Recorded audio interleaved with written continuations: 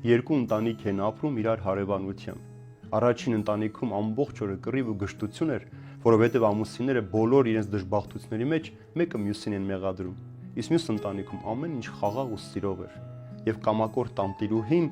ուզենալով իմանալ, թե ինչ է կատարում այդ տանը միշտ խաղաղ է, ամուսնուն հրամայում է, որպեսզի գնա եւ տեսնի, թե ինչ է այնտեղ կատարվում։ Ամուսինը գալիս ու թաքնում է անկյունում, որպեսզի տեսնի, թե ինչ է այս տան մեջ կատարվում։ Այդ պահին տանտիրուհին մի գեղեցիկ երգ երգելով տան փոշին էր հավաքում եւ հանկարծ հասավ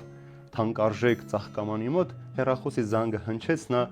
դրեց ծաղկամանը սեղանի եզրին, այդ պահին ամուսինը ներս մտավ, ոտքը կպավ սեղանին, ծաղկամանն ընկավ ու կոտրվեց։ Կռիվը պատրաստ է, մտածեց հարևանը։ Եվ կինը մտնելով սենյակ ասաց. «Կներես սիրելիս, ես անփութորեն ծաղկամանը սեղանի եզրին դրեցի», իսկ ամուսինը պատասխանեց ասելով. «Ինձ կներես դու սիրելիս, որովհետև ես շատ շտապում եմ եւ չնկատեցի, որ ծաղկամանը դրված է սեղանին։ Թող մեր ամենամեծ դժբախտությունը այս ծաղկամանը լինի»։ Եվ այս հարևանի սիրտը ցավից կծկվեց։ Նա տխրտում վերադարձավ եւ կինը հարցրեց. «Ինչու այսքան երկար մնացիր, ինչ տեսար այնտեղ»։ Մի բան հասկացա. այն տանը բոլորը մեղավոր էին, իսկ մեր տան մեջ բոլորը արդար են ու սուր։